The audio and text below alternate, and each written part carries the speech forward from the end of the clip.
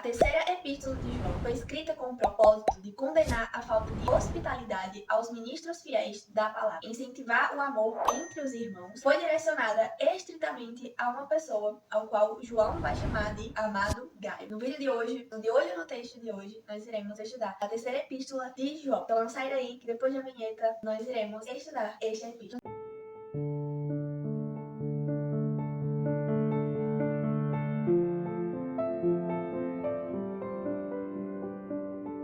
De olho no texto de hoje, vamos estudar a terceira epístola de João. Então pega logo a sua Bíblia, deixa aberto aí em 3 João e vamos lá ver o que João escreveu e a quem ele direcionou a sua epístola. A terceira epístola de João foi escrita com o propósito de condenar a falta de hospitalidade aos ministros fiéis da palavra e de incentivar o amor entre os irmãos. Essa epístola, essa carta foi direcionada a uma pessoa a qual o João vai chamar de amado Gaio. E nós iremos analisar alguns pontos nessa epístola. Eu fiz algumas anotações e vou trazer para vocês aí. Então, se você tiver um caderninho, vai anotando também. O primeiro ponto é: o amor do ponto de vista do evangelho está governado pela verdade. O amor do ponto de vista que João apresenta em suas cartas não é um amor sentimental, não é um amor segundo o mundo ou segundo o que a modernidade nos passa, o que a gente vê nos filmes, nos desenhos, nos filmes de princesa. Mas o amor está diretamente ligado à verdade. A verdade e o amor caminham juntos. O segundo ponto é a usurpação da autoridade e da verdade por meio de vaidade ou orgulho. Ou seja, uma liderança autoritária havia se levantado nessa comunidade e estava agindo usurpando a verdadeira autoridade que provém de Deus, estava usurpando a verdade, estava sufocando a verdade, ou pelo menos tentando sufocar a verdade, estava agindo com vaidade e com orgulho. E é essa pessoa que João vai direcionar suas palavras. E apesar de ser o apóstolo do amor, nós vamos ver totalmente diferente o conceito de amor que nós temos. O amor que João vai apresentar é o amor ligado à verdade. Talvez a gente até se assuste em ver que o amor verdadeiro, que as escrituras falam sobre ele, não é um amor romântico que, como a gente vê nos filmes, que passa a mão na cabeça de quem está errado, ou vamos compreender.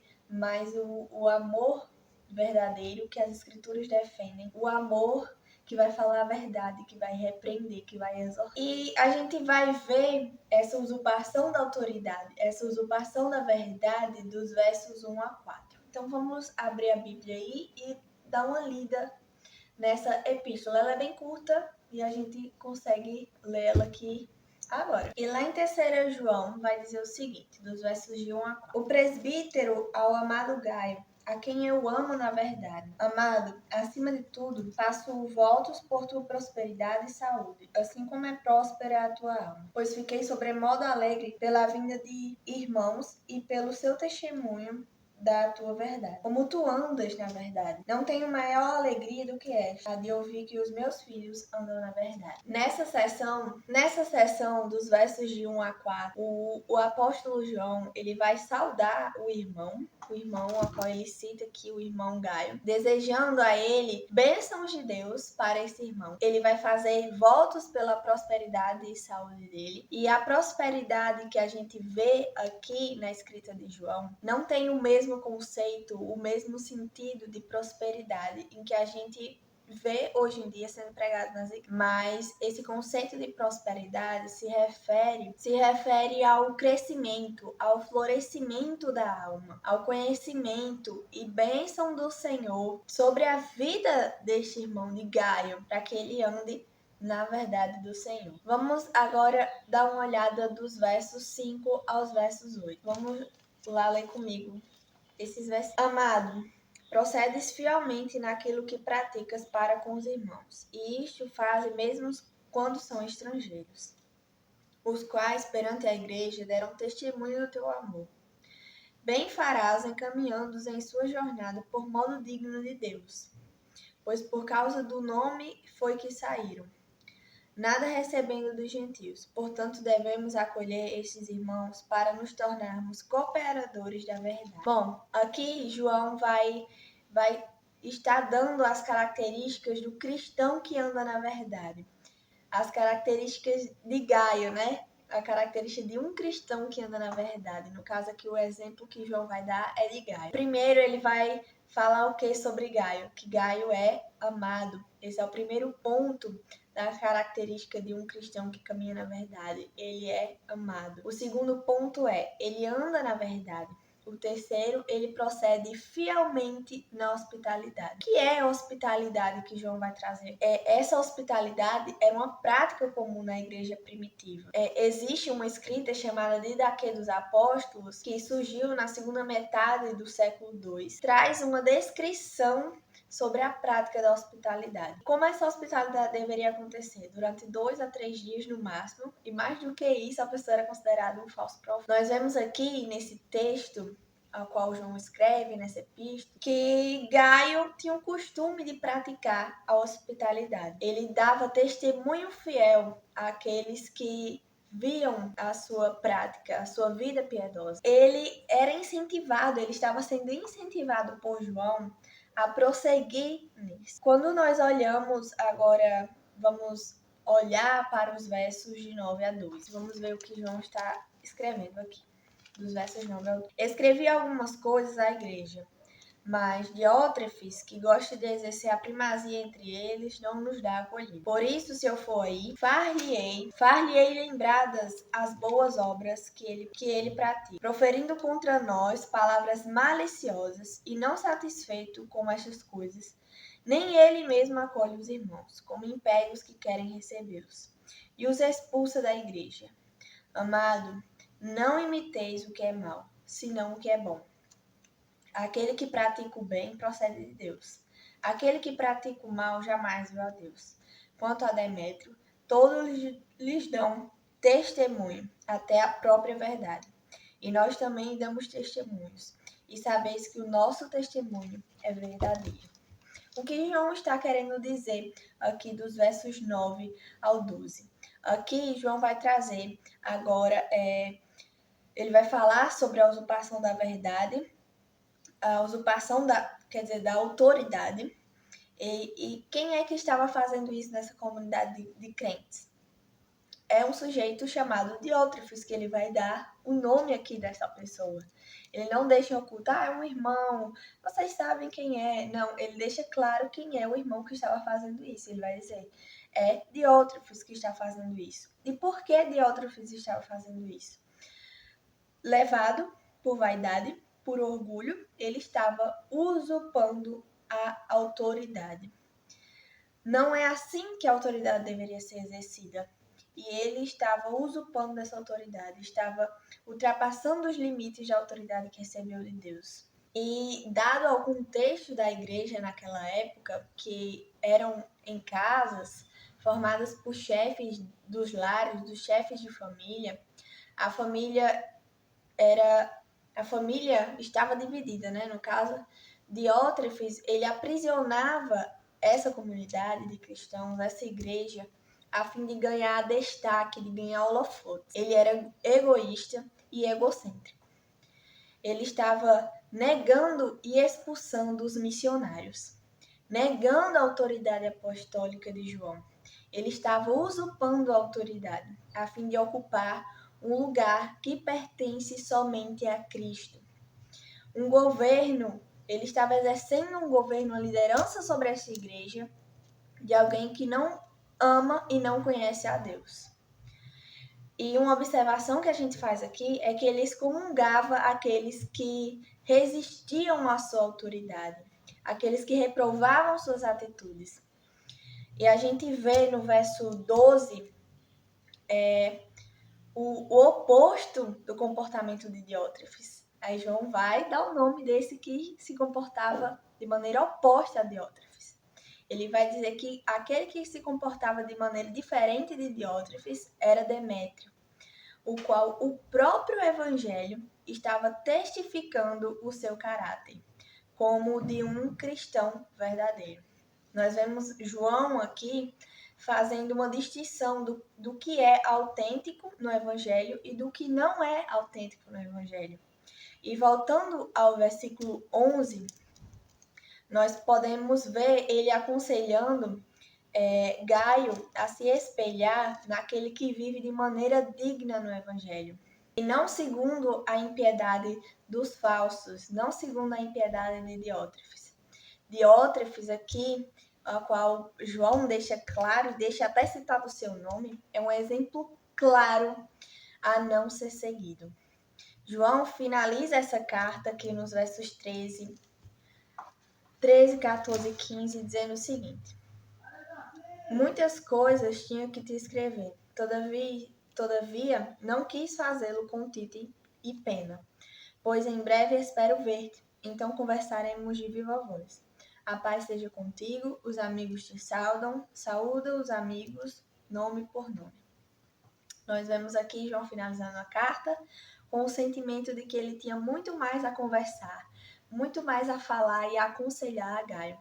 Porém, ele não faz isso e espera por vê-lo pessoalmente mais tarde. E quais são as aplicações? O que nós podemos aprender nesse texto? O primeiro ponto que nós podemos tirar desta epístola é a necessidade de viver segundo a verdade, dando testemunho. Precisamos viver de acordo com aquilo que nós professamos, dando testemunho da nossa fé, vivendo de maneira verdadeira e não com máscaras. No segundo ponto, nossa segunda aplicação, na verdade, que podemos tirar desta epístola é a seguinte: se espelhar e se associar aos sinceros no Evangelho. Devemos seguir os passos, ser discípulos daqueles que vivem em sinceridade no Evangelho, que são piedosos. Devemos espelhar o comportamento dessas pessoas. Devemos nos associar, ou seja, nos aproximar, aprender com essas pessoas, explorar dessas pessoas, aprender com elas a viver em piedade e sinceridade diante do Senhor. A nossa terceira aplicação é o seguinte: para uma igreja saudável é necessário pregar a verdade. Uma igreja que serve ao reino e ao verdadeiro Deus, que prega a verdade, uma igreja saudável no Evangelho, é necessário que essa igreja pregue a verdade. Não só pregue, como se submeta à verdade. Porque há muitas igrejas que falam, são cheias de jargões, mas não se submetem à verdade. São submissos, dividem o reino, fazem baderna, enganam as pessoas, estão cheios de espírito de engano e do erro. O quarto ponto que podemos tirar aqui, a quarta aplicação é: a autoridade da igreja é Cristo. Ele é o dono da igreja. Não há homem, não há pastor, não há mestre, não há missionário. Ninguém é o cabeça da igreja. O cabeça da igreja é Cristo. Na igreja não existem administradores, não existem pessoas que devem estar acima dos outros.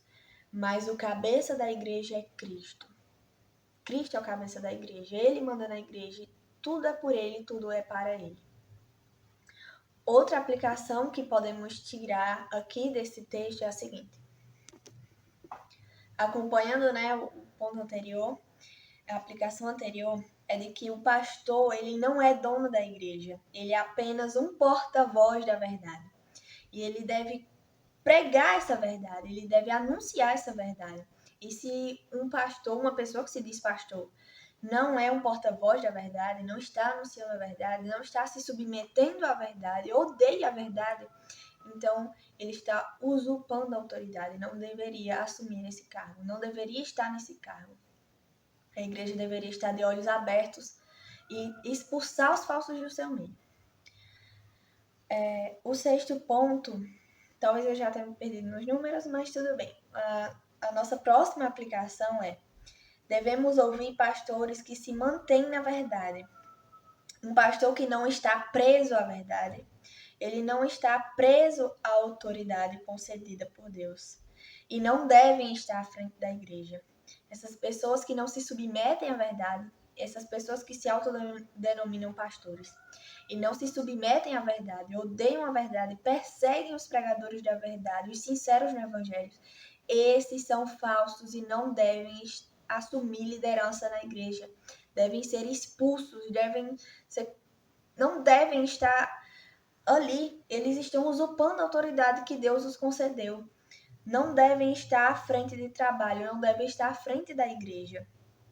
Pastores que não se submetem à verdade das Escrituras não devem assumir posição de autoridade em uma igreja. Outra aplicação que podemos também retirar aqui, estudando a Epístola de João, é o seguinte: o pastor chamado e ordenado por Deus, que prega a verdade da palavra de Deus, abençoará a comunidade e se deleitará com a comunhão dos santos. Você verá uma igreja saudável, uma igreja que... O espírito de cebolinha. Uma igreja que floresce, essa comunidade onde existe um pastor fiel às escrituras, um pastor que ama a verdade, que está empenhado em servir o reino e não a si mesmo, que está mais preocupado com Cristo, o pastor que se submete e reconhece que Cristo é a cabeça da igreja. Você verá essa comunidade florescendo, você verá ele se alegrando com a comunidade, se deleitando na comunhão dos santos. E outro ponto e por fim, né, nós podemos retirar aqui da Epístola de João o perfil de líderes como Diótrefes. Qual é o perfil, quais são as características para que a gente possa enxergar os falsos mestres, enxergar líderes assim como Diótrefes? O primeiro é presunçoso, arrogante, usurpador, causa mal e não bem à igreja. Quando a gente vê pessoas agindo dessa maneira, vemos exatamente características iguais a de Diótrefes, um perfil igual a de Diótrefes, então a gente vê que esse líder aqui está usurpando a autoridade, que ele não deveria estar ali à frente daquela comunidade. E por fim, nós podemos resumir aqui essa epístola de João em uma frase. Nós poderíamos dizer que a verdade, ela traz vida, mas também julga para a morte. E é isso, pessoal. Espero que vocês tenham gostado desse vídeo. E não se esquece, antes de sair desse vídeo, de se inscrever no canal, ativar o sininho das notificações para não perder nenhum conteúdo que sair aqui. Deixa o seu like, comente aí o que você achou, compartilha com mais pessoas. E é isso, que Deus te abençoe. Até a próxima.